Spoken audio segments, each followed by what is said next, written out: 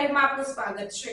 ડભોઈ શાક માર્કેટને જૂની જગ્યાએ સ્થાન આપ્યા બાદ શાક માર્કેટમાં અંધારું દૂર કરી પ્રમુખ બિરેન શાહે વેપારીઓના દિલમાં જગ્યા બનાવી।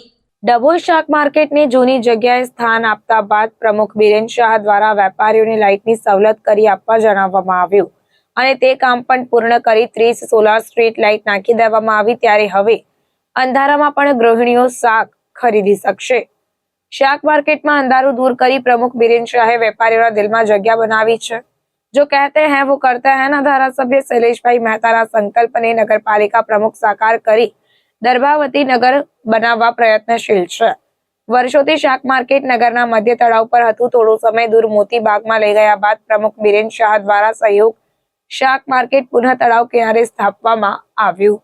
વેપારીઓની બૂમ હતી કે સ્ટ્રીટ લાઇટ અને રસ્તો નથી, ત્યારે 90% રસ્તાની સમસ્યા વેપારીઓના સહયોગથી દૂર કરી અને પાલિકાના ખર્ચે 30 સોલાર સ્ટ્રીટ લાઇટ લગાવી શાક માર્કેટને ઝળહળતું કરી દેવામાં આવ્યું।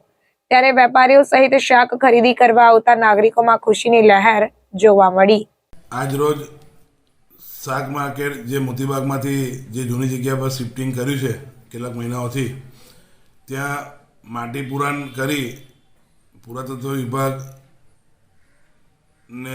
ધ્યાનમાં લઈ થોડી કામગીરી અમે કરી છે, જેમાં ગઈકાલે જ 30 જેટલી સ્ટ્રીટ લાઇટોનું સોલાર સ્ટ્રીટ લાઇટનું ફિટિંગ કર્યું છે, જેથી કરીને શાકભાજી માર્કેટના દુકાનદારોને અને લેવાવાળાને તકલીફ ના પડે અને આગળ જતાં પુરાતત્વ વિભાગ જો મંજૂરી આપશે તો એને વોકિંગ સ્ટ્રીટમાં બી અમે તળાવ કિનારે એની સુવિધા આરસીસી રોડ કે કરીને સુવિધા નગરજનોને આપીશું।